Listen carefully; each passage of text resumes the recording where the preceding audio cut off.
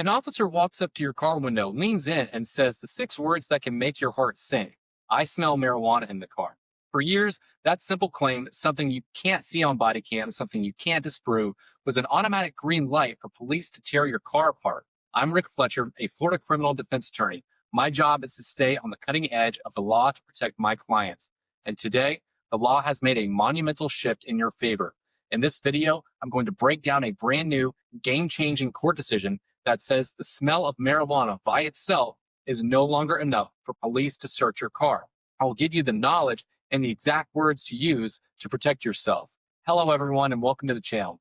If you're new here, I'm a criminal defense lawyer based here in St. Petersburg, Florida, and I dedicate my practice to defending the rights of the accused. Today, we're talking about one of the biggest shifts in Florida search and seizure law that I've seen in years. This isn't some minor legal technicality. This ruling directly impacts your rights every single time you get behind the wheel.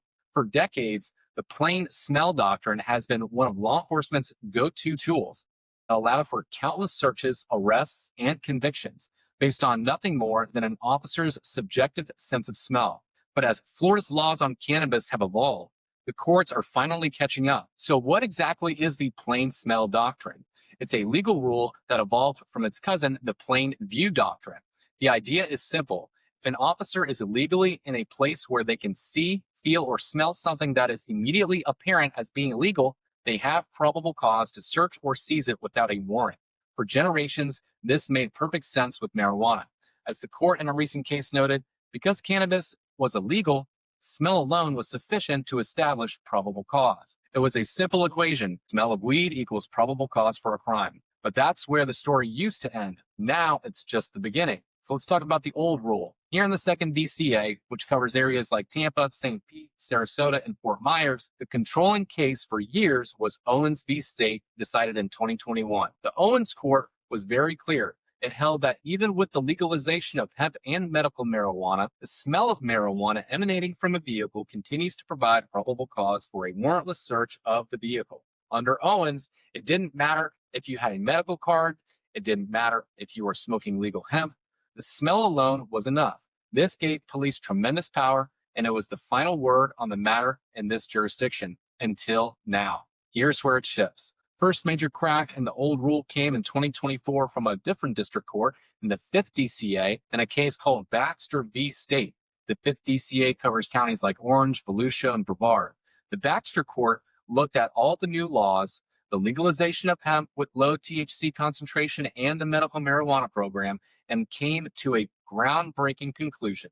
The court stated, and I quote, "Because the plain smell of cannabis is no longer clearly indicative of criminal activity, it alone cannot provide reasonable suspicion to support an investigatory detention." The logic was powerful. If the smell could be from something perfectly legal, like hemp, then its incriminating character is no longer immediately apparent. The smell alone doesn't automatically mean a crime is being committed. Baxter created a conflict with Owens, setting the stage for the 2nd DCA to re-examine the issue. And on October 1st, 2025, it finally did. Here's the new law. This is the decision that changes everything in the 2nd DCA. Darrielle Williams v. State. Here are the facts. Mr. Williams was a passenger in a car that was pulled over for a minor traffic issue. Officers approached the car and smelled cannabis. Based only on that smell, they ordered both the driver and Mr. Williams out of the car, searched it, and eventually found drugs. This was a classic search under the old Owens rule, but Mr. Williams' attorney challenged it, arguing the law needed to change. The 2nd DCA, sitting en banc, meaning all the judges of the court heard the case together, agreed. Here's the powerful new rule from the Williams court. Quote, "We accordingly hold that under the updated statutory text, the smell of cannabis standing alone is insufficient to establish probable cause." The court explicitly receded from its prior decision in Owens. Owens is no longer good law in the 2nd District. The court's reasoning follows the logic from Baxter.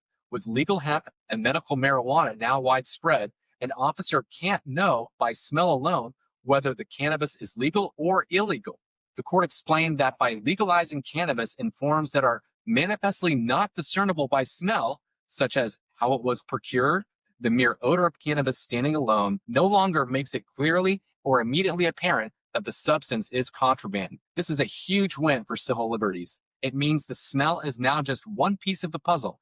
It can be a factor, but it's not the whole case. The court clarified that the smell of cannabis may be relevant, but not dispositive factor to consider under the totality of circumstances. So let's bring this out of the law books and onto the roadside. You're pulled over in Hillsborough, Pinellas, or Pasco County, and any of the other counties in the 2nd DCA, and the officer says, I smell marijuana. Before Williams, that was game over. The search was happening.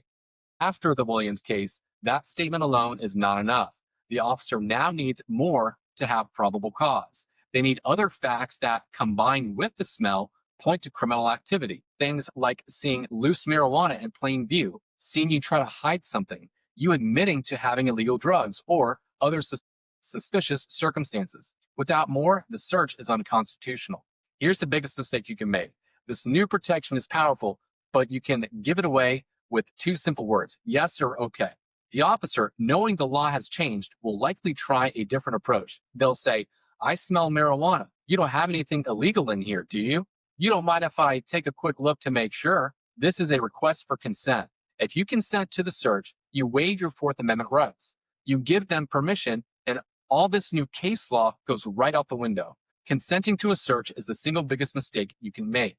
How to protect yourself. Here are 4 key steps. Now, if you find yourself in this situation, here's what you need to do to protect your new rights. Memorize this. Number 1, stay calm and be polite. Don't argue, be respectful. Number 2, provide your documents. Give them your license, registration, and insurance. Number 3, clearly and verbally withhold consent. When they ask to search, you must say out loud so the body cam can hear it, Officer, I do not consent to any searches. Number 4, ask if you are free to leave. After you've withheld consent, ask, am I being detained or am I free to leave? This forces the officer to either end the encounter or justify why they are detaining you further.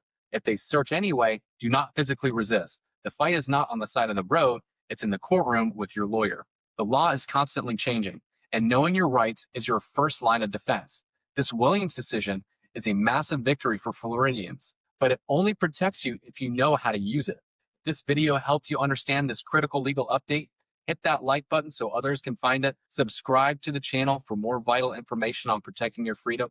And most importantly, if you or someone you know has been arrested after a traffic stop in Florida where an officer claimed to smell marijuana, you need to act fast. Call my office. My contact information is in the description below. Let's sit down, review the facts of the case, and build a defense using this powerful new precedent.